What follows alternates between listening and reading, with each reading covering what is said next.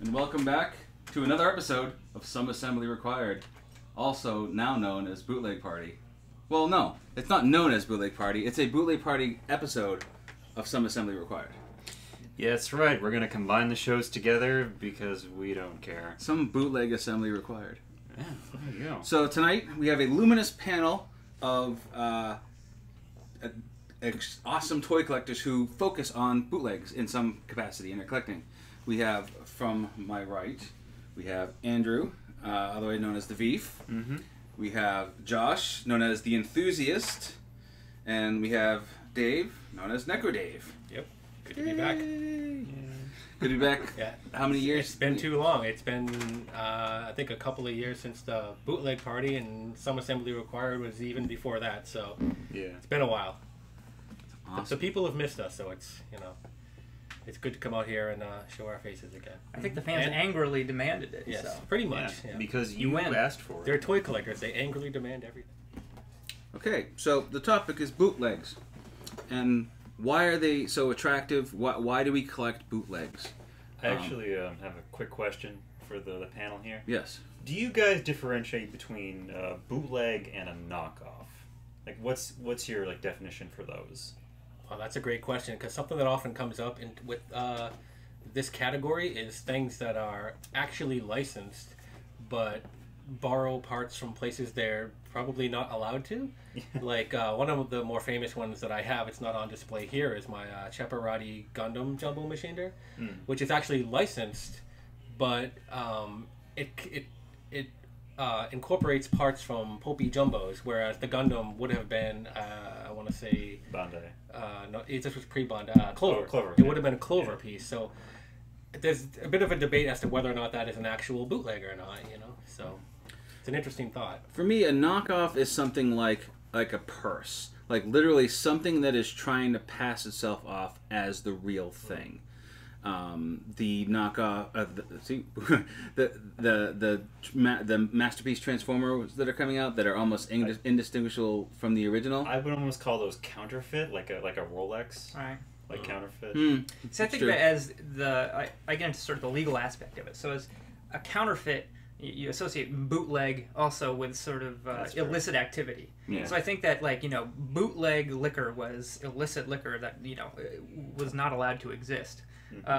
So I equate a bootleg toy in the same way, that's more akin to a counterfeit. Whereas a knockoff is something like, well, if it's a knockoff, Dolce & Gabbana purse, it's not. Some of those are in fact counterfeit, but I think of those as something that's sort of similar in the same wheelhouse. That's kind of meant to evoke. Like if you buy a Walkman called a Boney.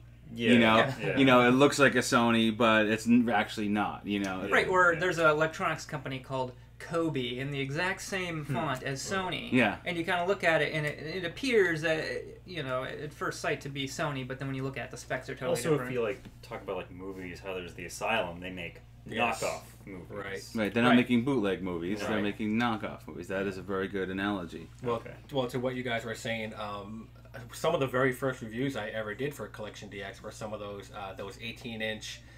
We had Mazinger, Great Mazinger, and Grendizer. Yep. And as you may recall, the packaging on there had written in Japanese, Bobi, not Popey, but Bobi. And so to the untrained eye or people who weren't really looking closely, you might have looked at it and said, "Oh, it's Popey." It's not Popey, but it was definitely meant to make you think it was.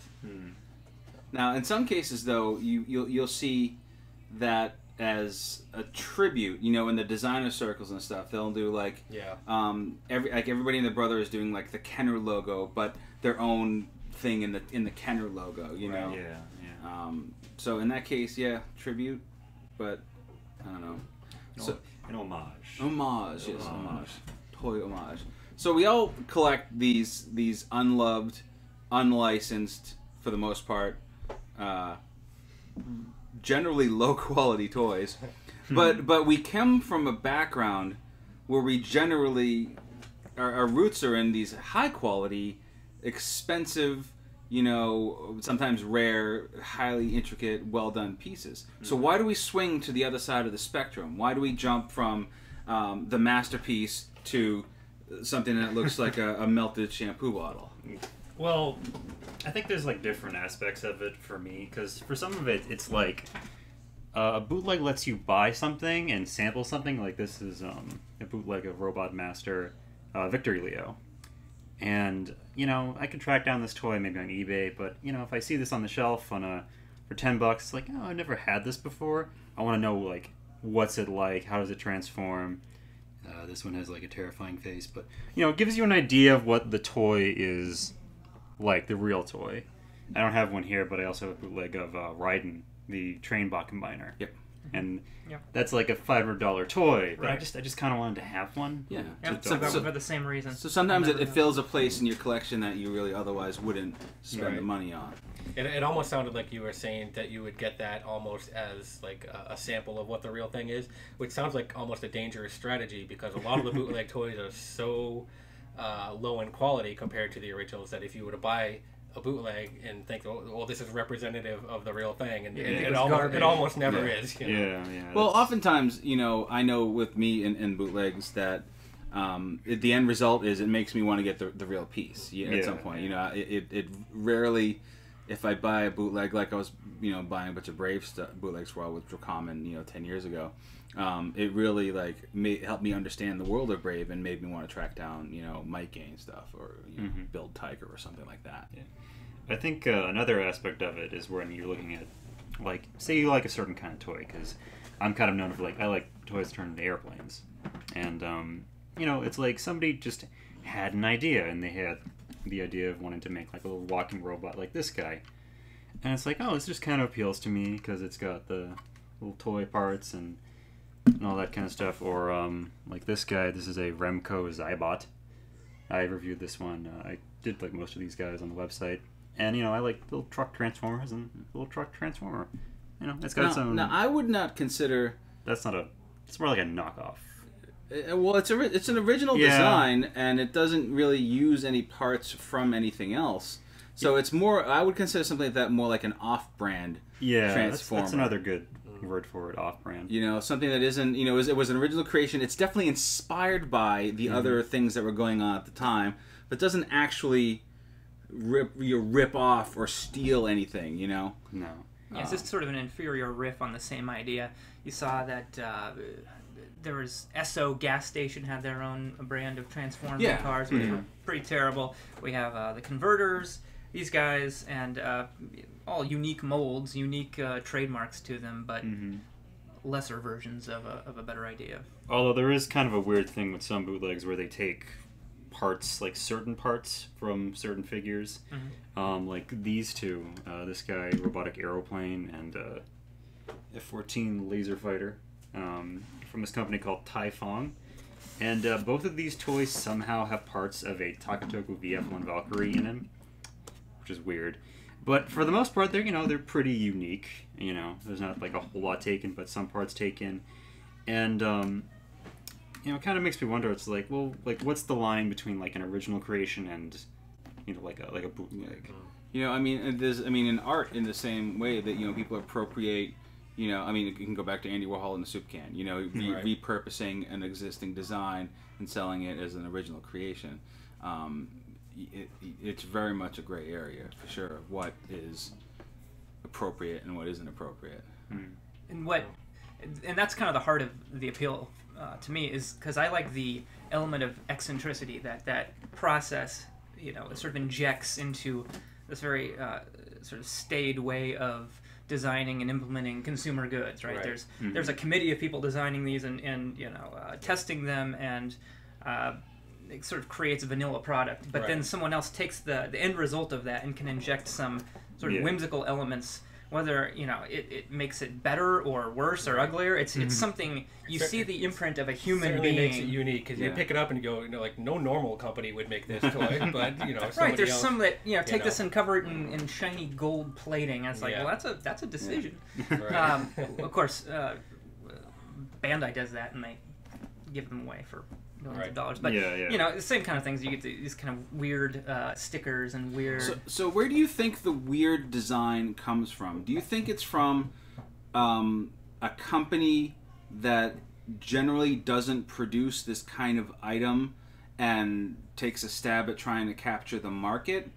I mean, do you think it's a purpose to obfuscate its sources of design? You know, I picture these companies like it's probably a giant plastics factory in China, and they're pumping out bowls and coat hangers, and someone says, you know what's making a lot of money right now? You know, let's whip up a design. You got those molds that we ran like 4 years ago, right? Yeah. Take those molds and do something with them, and we'll make that'll be our toy. You know, like it's, and they're going, all right, we're gonna make a toy, I guess. Yeah, I'll stick some lasers in. I'll put a missile in here, and I'll paint it green. There you go. Oh, brilliant! Let's put it out, and you know.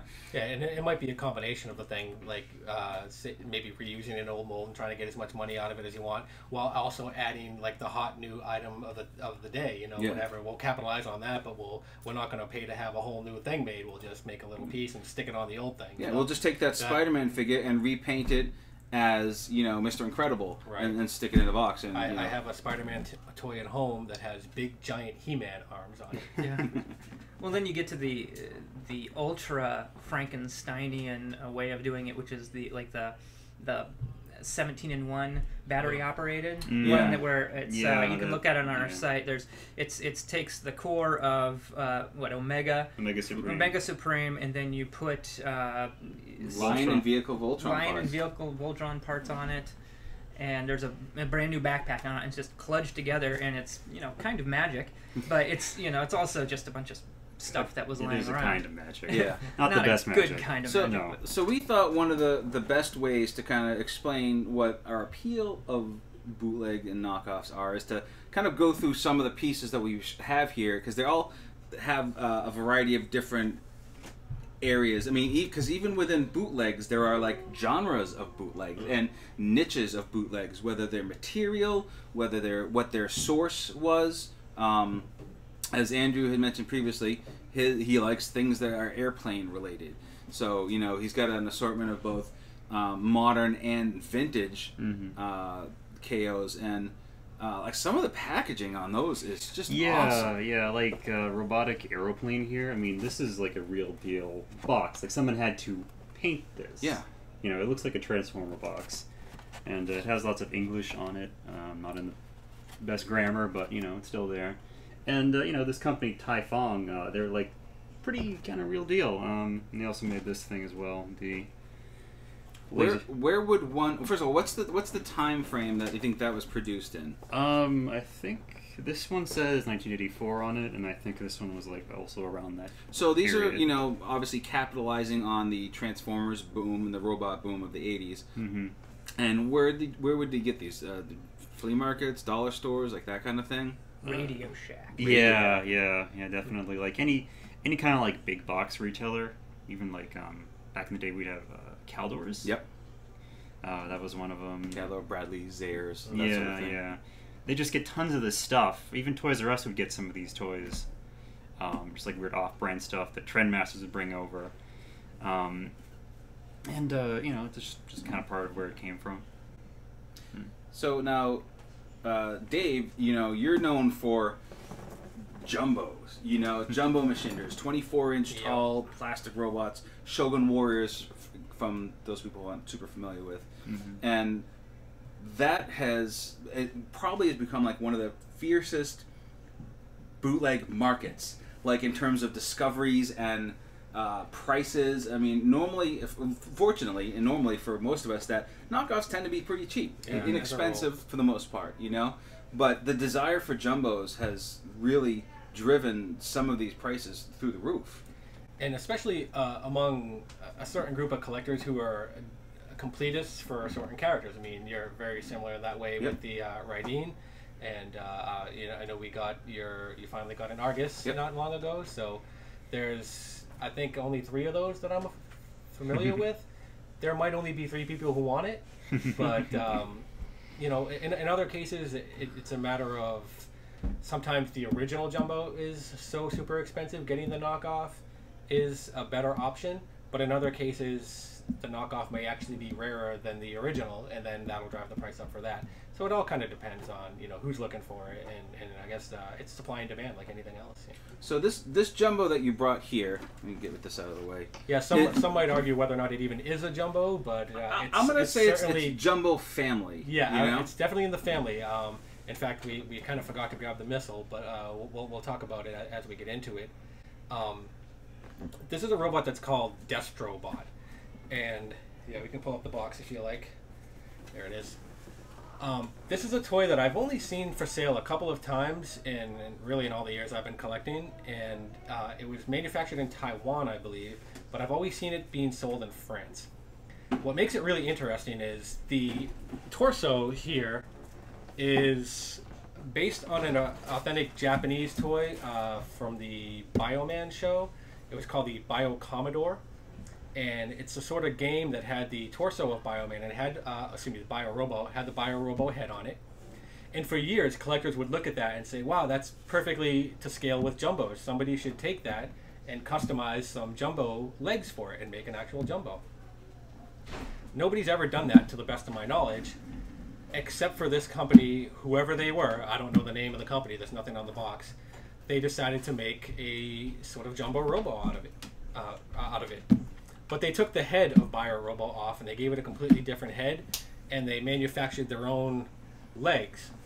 So it's a really kind of bizarre conglomeration of kind of different genres and different robots. Yeah, can we show the Yeah, so we should turn it around. So it's got these handles on it, and unfortunately this specimen doesn't work.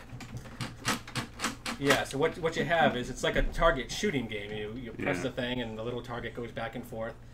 And on this version anyway, some of the things you're shooting at are Valkyries and a Dunbine. So that's why I said it's a conglomeration of different robots. It's not just Bio Robo. You got a couple of different categories in there, I guess. And on the front too, this is one of the things that I don't know if we should even put this like as a fetish on the site. Robots whose faces are stickers. Like there's no detail in there. They just printed up a sticker and slapped it on the front. That's your face. And the face, it's not exactly like, of course, but it kind of is reminiscent of Mazinger Z. It's got the kind of the grill along the mouth.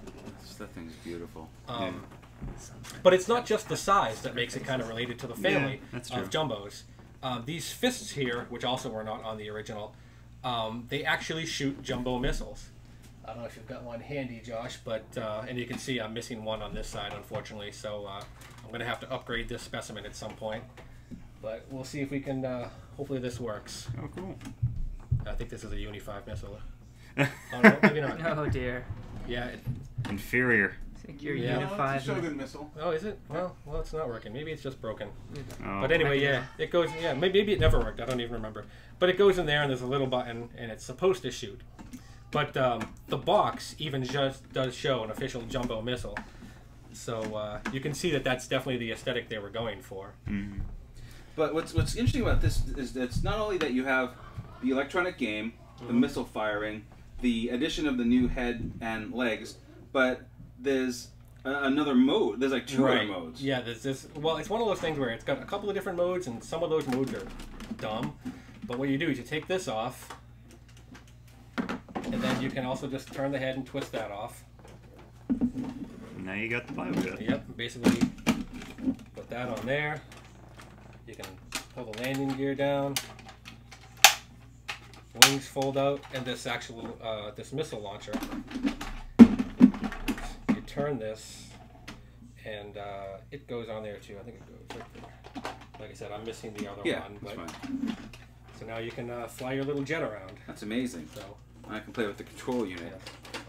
And it's an awful lot of work for someone to go to add as a sort of companion. A piece lot to of an existing development toy. went into this. It wasn't just. It almost makes you wonder if that was like an actual design somebody had somewhere. They were playing It with feels it. real, right? Yeah. I mean, it feels like a legitimate design piece. There's other modes that are kind of quite silly. So you gotta. But we want to see him anyways. Of course you do. Of course you do. So let me figure out how these things. Oh wait, that's right. They got little missiles or little. Part of the joy of bootlegs, I think, is also just There it is. like discovering like Oh, I would never thought to do that. And it's this Yeah. on this weird new mode that would be like. Take this off if I remember right. Oh, that's what it is. The feet. I think there's a couple of different ways you can do this. And you can put the feet on. Wait, does that have a spring-loaded connector joint? It does. Yep. Wow.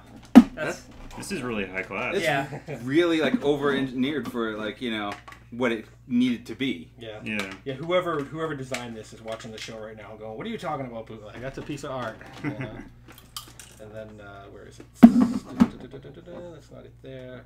Was there another connector piece? On the back on of the the head. bottom there. Maybe Yeah, was that near right upside here. down? This Yeah. is a connector, right? But that was the top. So, what was it? Yeah, I forget. You're getting a pretty good idea of how, no, you're right. Yeah. You're Okay. right. So there you go. Almost starts to have the same proportions as this guy. Well, yeah, there you go. They can do battle now. And, yeah, basically you can just play around with it. Yeah, it looks like Make- there's just a lot of different Yeah. combinations you can make. But like I don't know, that looks kind of silly. But it's one of those deals where they're kind of limited, I guess, by what you can do. But they're pushing it as though it's like, hey, you can make all these modes. Nobody's gonna make this mode, you know. And what's the deal with the press and go robot? Okay, the Press Go robot is. Press go robot. Yep, sorry. Press Go.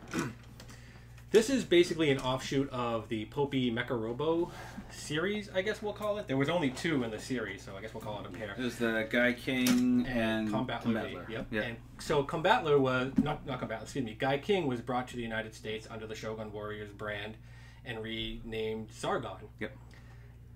Around the same time, maybe a few years later, I guess, maybe early '80s, Bandai also brought over those, and they changed them up, and they made robots called Red Fighter, Blue Fighter, and Motionic Red. And those turn up from time to time, but there's a smaller version called Press Go Robot, which is the same as Red Fighter, but it just doesn't have like a longer leg piece.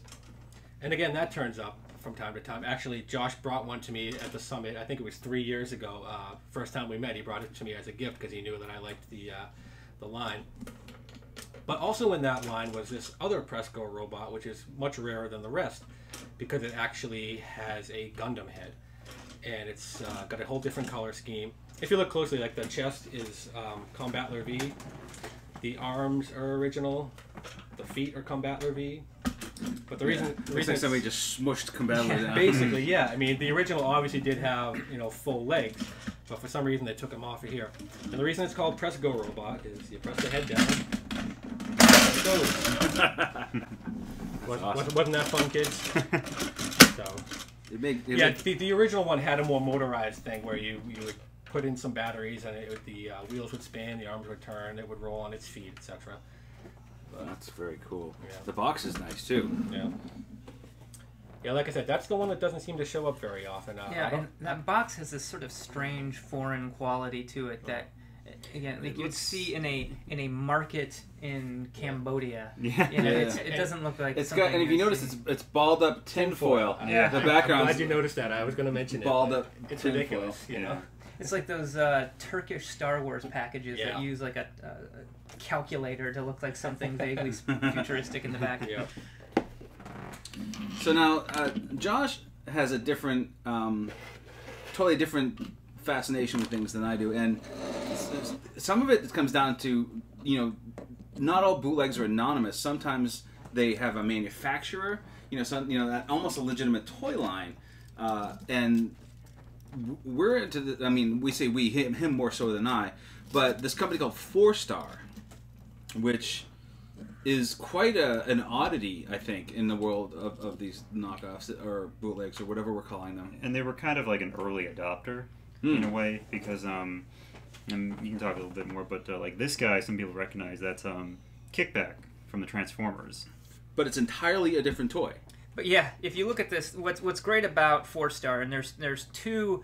4-Star did two things. They drastically mutated and changed existing properties, Dinobots, Insecticons, Jump Starters. Yeah, the jets. They did the Seeker jets. The Seeker jets. The Seeker jets were left a little less. They were less modified. True. You know, their wings were slightly different. Yeah, that kind different of thing. arms too. But then for the properties that they changed, upon first glance, this looks, oh yeah, that's Kickback. But when you actually look at all these parts, there is very little of kickback that remains. His chest, and it could be just as little as this front chest piece. Which, and I don't have kickback in front of me, but even that doesn't feel like it's that close. But it's like they reverse engineered the original toy in terms of its transformation similarity, you know. And all these limbs are totally different.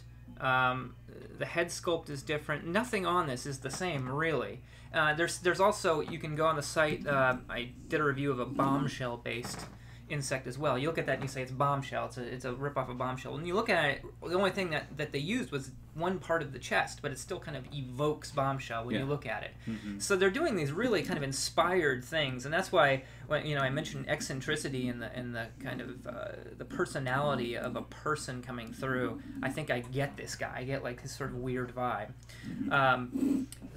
So that's sort of one area of their expertise. And then they also just sort of did a couple of whimsical, unique robots that are, it's kind of defy description. yeah, they defy description in so many ways. You would see that from the front. I mean, from the back here. Now it's yeah, that's crazy. This guy, there's two reviews on the site. There's one, this is Tri-Fly and Tri-Spy, which are these sort of haphazardly put together triple changers, and the aesthetic there is just like nothing else. I mean, it's proportions are very strange. The colors, looks like you're supposed to put on your lawn. Yeah, it's the quality is scary brittle. Yeah, and odd because the other things that they produced are full of die-cast metal and high-quality plastics. And these are just like, what? Yeah, when they did their own stuff, it's a little bit less sturdy.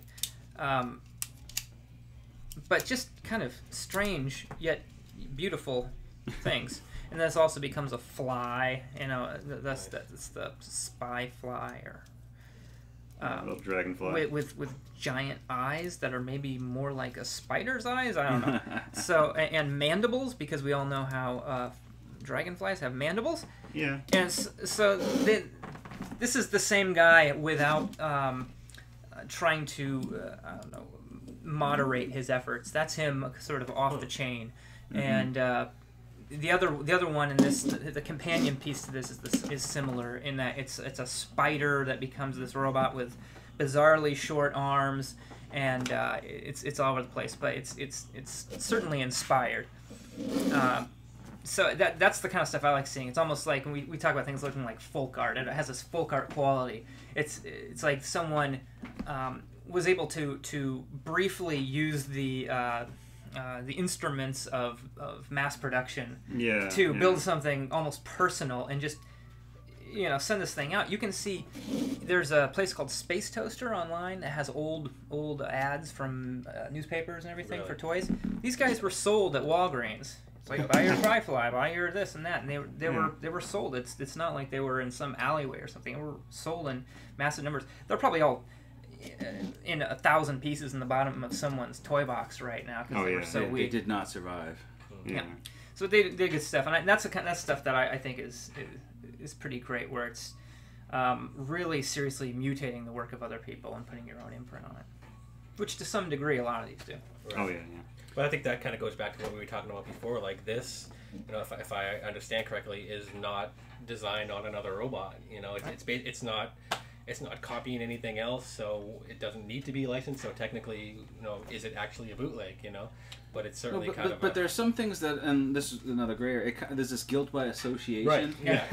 I mean, I would call it a bootleg. I reviewed a toy on the site too one time where I listed it as bootleg, and somebody said the exact same thing. They're like, "That's not based on anything. It's crummy, but it's not actually stealing It's anything." Like bootleg quality in a sense.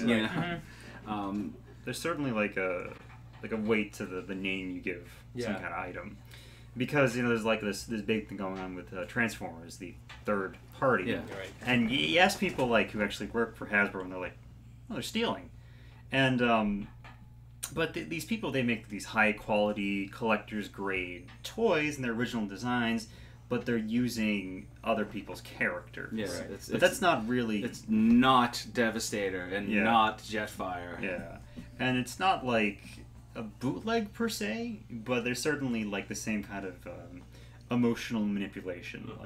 Like I was talking about before, it's like, oh, I want to try the toy out, but I don't want to pay for it, so I buy the cheaper one. But it's like a different. Well, it's almost the opposite of that. It's a knockoff that's more expensive than the original and looks better than the original. Well, those knockoffs are, like those third party, are a direct result from the and this is another thing we haven't really looked at. They're a direct result of the legitimate market not meeting the need of the fan base. Right. Yeah. So there's a void created that some enterprising factory is stepping in and saying, well, they're not going to do the toy that we want, so we'll make the toy that we want. Mm-hmm. So it's almost a DIY independent thing, as opposed to this thought of these anonymous, faceless factories putting out mass-produced disposable product. It's a whole new twist on this. And I think there's a thing to be said about that, because all this is like made in China,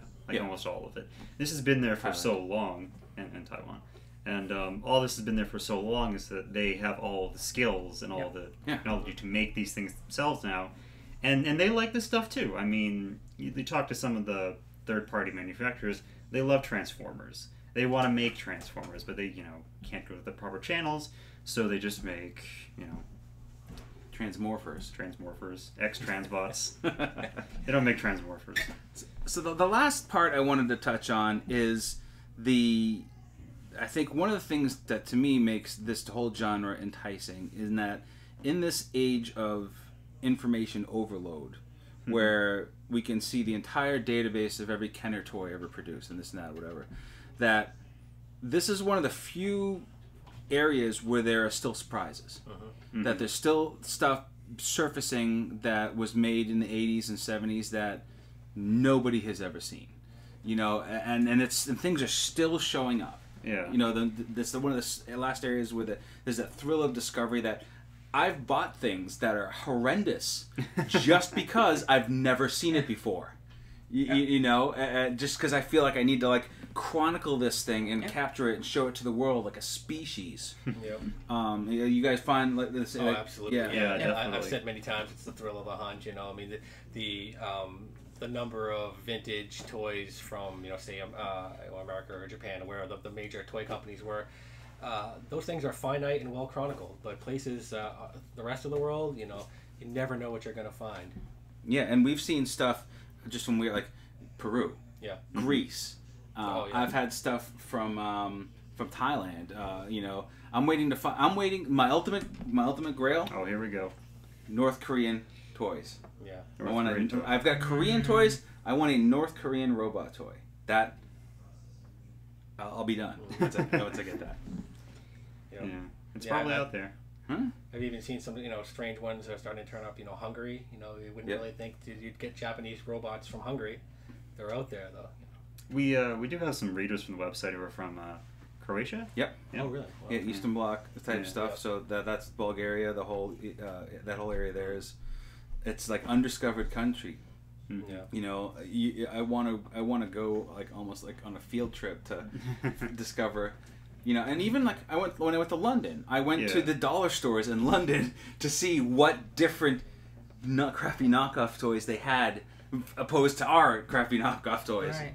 And it was cool. It's a really interesting thing. Well, I think that this is one of my kind of pet projects, is looking at what's going on with China, and that's about to flip, because right now China is still sort of on the cusp of being mysterious and isolated, but that's not going to happen for long. I mean, we already see that Bandai and Takara are making products specifically for the Chinese market, and they're generating their own properties. The same guys that are building the third-party Transformers After Hours are doing their own companies like properties. Oddly. Aldi, and they're starting. I mean, it's sort of crude at this time, but they're going to catch up really quick, and it's going to be us trying to buy their robot toys rather than Japan's robot toys. I mean, there are already a few like Hot Toys, 3-0. Those are Hong Kong-based companies that are blowing the Japanese out of the water with their chosen fields. With their 1/6 scale figures. It's nuts, and that I think that's just going to continue. Mm-hmm. And maybe there'll be a whole new genre of Chinese toy collecting. I was gonna say maybe there'll be Japanese bootlegs of Chinese hot toys, coming out, Right?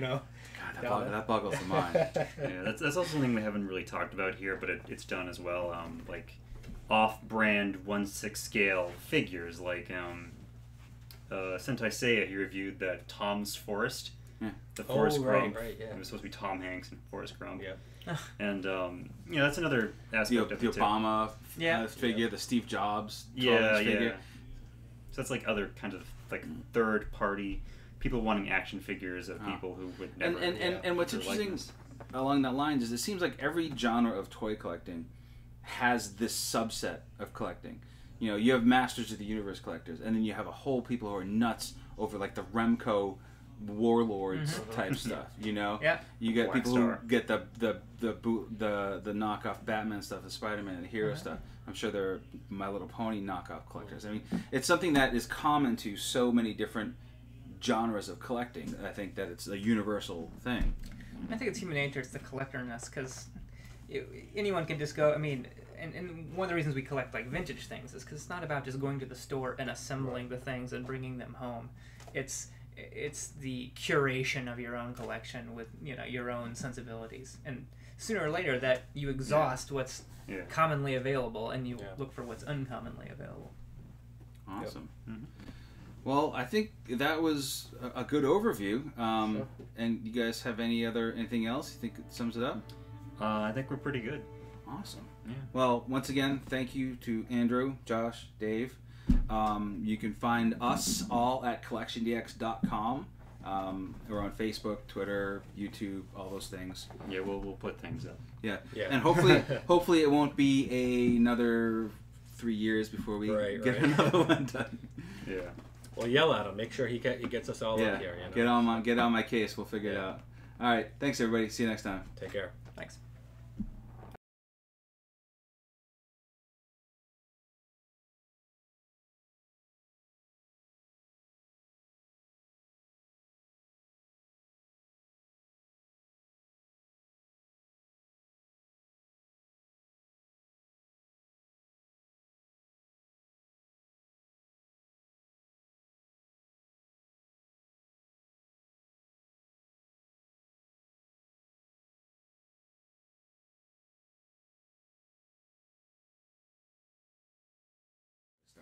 You can just... Action.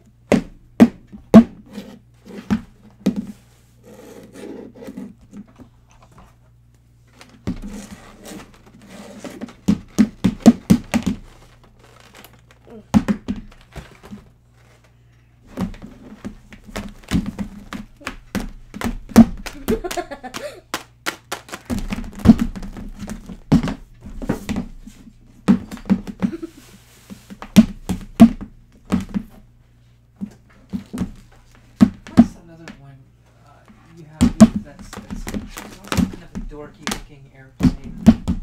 Is more put together than that.